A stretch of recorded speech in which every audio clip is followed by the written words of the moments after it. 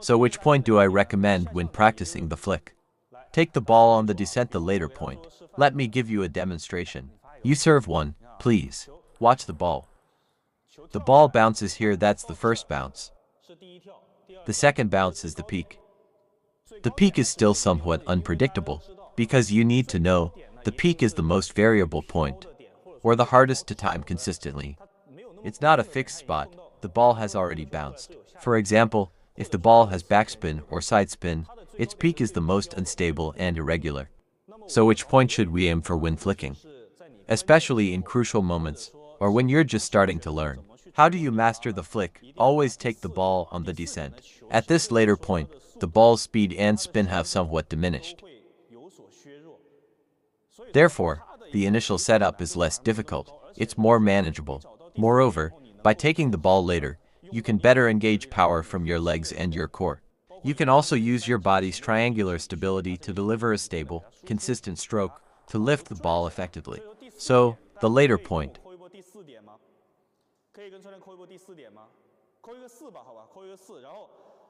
What does the later point represent? It represents stability. The margin for error is relatively higher, but the key point, the most important core principle, is that it gives you ample time for your wrist and body to execute the backswing. Listen, pay attention, even a short table flick requires a proper backswing. Serve one. See, it's not just wrist action. It's not just the wrist initiating the swing.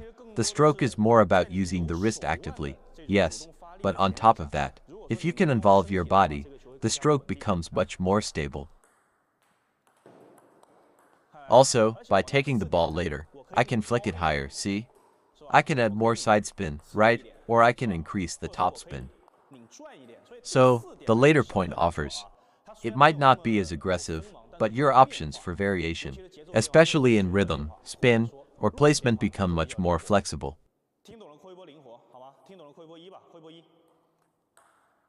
Does that make sense? When learning the flick, don't start by copying flashy, picture-perfect poses. No matter how good the pose looks, if you can't make contact, if you can't lift the ball, it's useless. You come here, come on, come over here. Let me show you an example. Some players do this. You serve one. This is match simulation. Since I haven't streamed in a while, I'm diving straight into practical tips. Have any of you learned from various online courses out there, or from flashy, misleading content, and ended up flicking like this? Oh, sorry, that went long. My mistake. Is there anyone who learned like, trying to copy the Wang Chuqin's flick, but their footwork is all wrong, only the hand action looks stylish? Anyone have this issue? Often, the flick gets too much hype, too much star player effect. Oh, Fan Zhendong flicks like this today. Oh, Lin Gaoyuan does it like that today. And they copy it all. Aggressive, they copy the style, but miss the essence. Now, the point I just mentioned. Technique actually varies from person to person. Everyone's body structure is different. Muscle development varies, height and arm length aren't the same. Take Liu Xingyu, for example. Say hi to everyone. For example, Liu Xingyu is 1.72 meters, right? If you have him copy Dmitry Ovcharov's flick, well, flick like this. That just doesn't work. So, the most important thing is to develop your own personalized stroke. How? Start from the basics. Don't overthink your elbow position at first. Why? Because if you're 1.9 meters tall with a long wingspan, you might need to tuck your elbow in, right? He's tall, so he lowers his elbow. See, he can perfectly align with where the ball descending to that later point. That earlier point, he finds his own optimal contact point.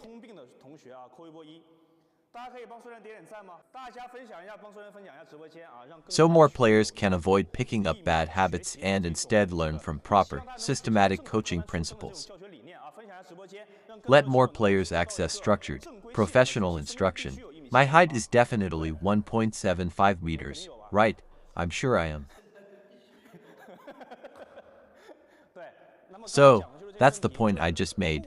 If the flick had one single, fixed, prescribed form, then frankly, table tennis would lose its charm. Look at the world's top 10 players. No need to name them.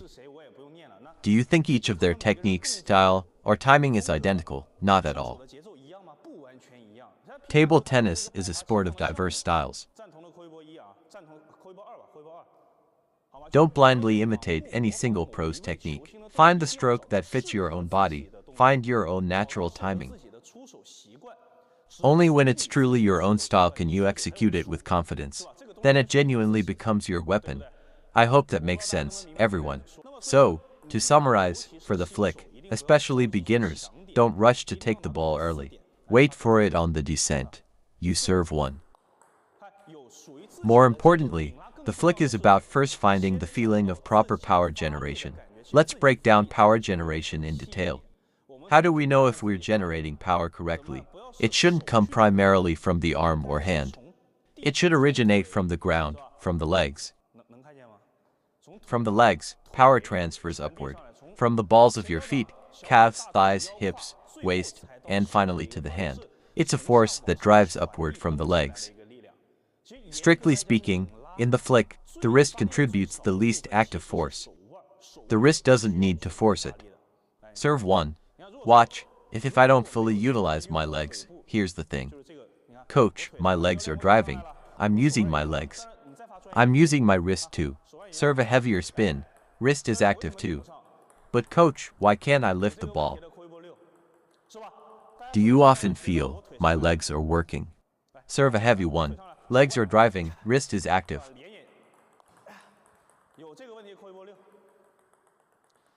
Your legs are exerting force. It's hard until you get proper instruction. Then it's not. For example, here in my stream, I can teach you not just to use your legs, but to use them effectively. To truly and efficiently transfer power from your legs. Take that earlier problem. From a biomechanics standpoint, you're exerting force, but it's not connected force. It's not power that transfers through the chain. Why? What's the issue? The issue is your center of gravity.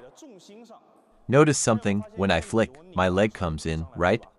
My hand comes in, right? What's missing? Actually, it's the center of gravity. Specifically for the flick, think of your center of gravity. Your upper body weight needs to fully transfer forward. When I lean forward, doesn't my weight fully load onto my right leg? How do you feel loading your right leg? If you just press down, your leg gets sore, but your core feels disconnected. No transfer. Watch me use my leg. See? My waist is actually braced, engaged. There's no upward drive. Let's drive up. Push up from the legs. See? From the ground up. Imagine this paddle is powered by the legs below, transferred through the waist to the hand above. The force travels from the bottom up through that chain. But what was wrong in the earlier example? Only the legs and wrist were active. The waist in between was locked, disconnected. Why? Because your center of gravity wasn't fully loaded forward. How to load it? Let's keep it simple. As your right leg steps in, like this, the right leg plants forward. You orient your upper body, your chest, towards the space beneath the table, leaning forward. Once the weight is on the right leg, then the leg drives actively. Leg drives the waist, see? Once that power transfers from legs to waist and up. Finally, watch, legs and waist engage, right? Legs and waist initiate the whip-like motion, and the forearm action is already happening. Even the wrist movement becomes passive, propelled by the force of your entire body weight. Understood? Give me some virtual applause. Everyone, remember this. Your wrist and arm shouldn't force the contact simultaneously. First, you have the grip tension, meaning you're applying finger pressure. You're using finger control. Theoretically speaking, the role of the wrist and fingers is more about control than raw power. Power generation comes mainly from your legs and waist, their active force transfer. Once that power reaches your wrist and fingers, the power is already substantial, right? Now, for a short table flick. It's not a power-focused flick. Why? Because for a close-to-table shot, you can't use full-body force. Your wrist and fingers are needed more to control the ball's arc, to control the placement.